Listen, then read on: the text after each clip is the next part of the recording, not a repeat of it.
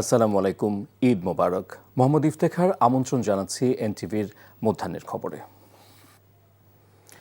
এদিকে সারা দেশে ঈদুল আজহার ঈদের জামাত অনুষ্ঠিত হয়েছে। পরে ধর্মপ্রাণ মুসলমানরা আল্লাহর সন্তুষ্টি লাভের আশায় পশু কোরবানি করেন। এবারও কিশোরগঞ্জের শোলাকিয়ায় সবচেয়ে বড় ঈদের জামাত অনুষ্ঠিত হয়েছে। বিস্তারিত জীবন আহমেদের ডেস্ক রিপোর্টে। লাখো মুসল্লির অংশগ্রহণে কিশোরগঞ্জের শোলাকিয়া ময়দানে ঈদুল আজহার জামাত অনুষ্ঠিত হয়েছে। সকাল ৯টায় শুরু হয় ঈদের জামাত। ইমামতি করেন জেলা শহরের বড় বাজার মসজিদের খতিব মুফতি আবুল খায়ের মোহাম্মদ সাইফুল্লাহ।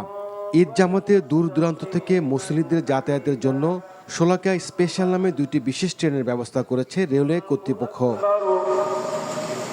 এদিকে দেশের দ্বিতীয় বৃহত্তম ঈদ জামাত অনুষ্ঠিত হয়েছে দিনাজপুরের গৌড়ে এ শহীদ ঈদগাহ ময়দানে সকাল ৮টায়। এবারও লাখো মুসল্লি ঈদের জামাতে অংশগ্রহণ করেন। চট্টগ্রামের জমিয়াতুল ফালাহ জাতীয় মসজিদে ঈদুল আজহার সবচেয়ে বড় ঈদ জামাত অনুষ্ঠিত হয়েছে। সকাল 7:30টায় প্রথম জামাত এবং একই স্থানে সকাল 8:30টায় দ্বিতীয় জামাত অনুষ্ঠিত হয়। ইমামতি করেন জমিয়াতুল ফালাহ মসজিদের খতিব সৈয়দ আলাউদ্দিন আল কাদেরি। নগরীর উত্তর কাঠতলী এলাকার দারুল সালাম জামে মসজিদে ঈদের নামাজ পড়েন বিএনপির স্থায়ী কমিটির সদস্য আমির খসরু মাহমুদ চৌধুরী। রাজশাহীতে ঈদুল আজহার প্রধান জামাত সকাল 7:30টায় নগরীর হযরত শাহ মখদুম কেন্দ্রীয় ঈদগাহে অনুষ্ঠিত হয়েছে। সিলেটে ঐতিহাসিক শাহী ঈদগাহ ময়দানে ঈদুল আজহার প্রধান জামাত অনুষ্ঠিত হয়েছে সকাল 8টায়। এছাড়া হযরত শাহজালাল রহমতুল্লাহ আলাইহির দরগাহ মসজিদ সহ সিলেট জেলা ও মহানগর এলাকায় 2941টি ঈদগাহ, মসজিদ ও খোলা মাঠে ঈদুল আজহার জামাত অনুষ্ঠিত হয়েছে। খুলনা সার্কিট হাউস মিলনায়তনে ঈদের প্রধান জামাত অনুষ্ঠিত হয়েছে। রংপুরে ঈদুল আজহার প্রধান জামাত কালেক্টরেট ঈদগাহ মাঠে সকাল 8টায় অনুষ্ঠিত হয়েছে। এখানে একই সাথে প্রায় 40,000 লোক নামাজ আদায় করেন। এছাড়া নওগাঁ, গাজীপুর, জয়দেবপুর, ব্রাহ্মণবাড়িয়া, মোংলা, সিরাজগঞ্জ সহ সারা দেশে ঈদের জামাত অনুষ্ঠিত হয়েছে।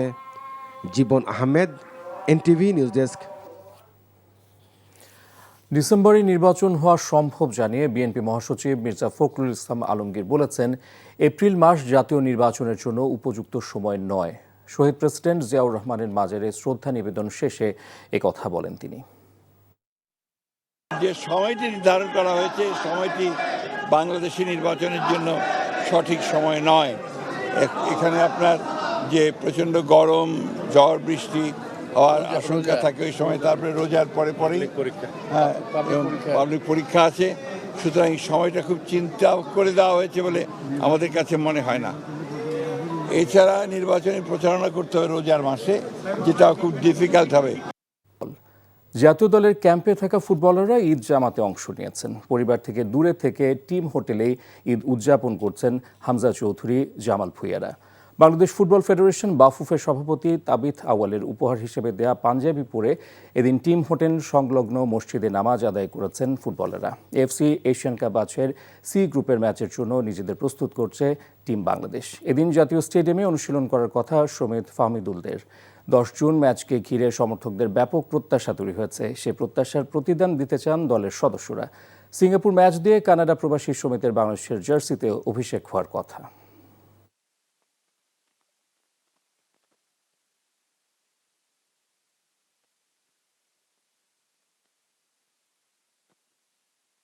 অবশ্যই এটা তো আমরা দেশের জন্য ফ্যামিলি থেকে দূরে আছি, যদি এটা আর একটা ফ্যামিলি।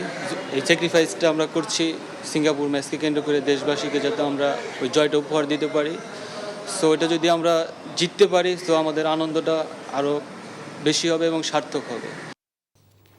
আর এই ছিল মধ্যাহ্নের খবরে। এই খবরের ভিডিও সহ আপডেট জানতে ভিজিট করুন এনটিভি অনলাইন www.ntvbd.com। এছাড়াও এনটিভির জনপ্রিয় সব অনুষ্ঠান ও খবরের আপডেট জানতে ভিজিট করুন আমাদের ইউটিউব ও ভেরিফাইড ফেসবুক পেজ। 2টায় দুপুরের খবর দেখার আমন্ত্রণ রইল। ধন্যবাদ সবাইকে।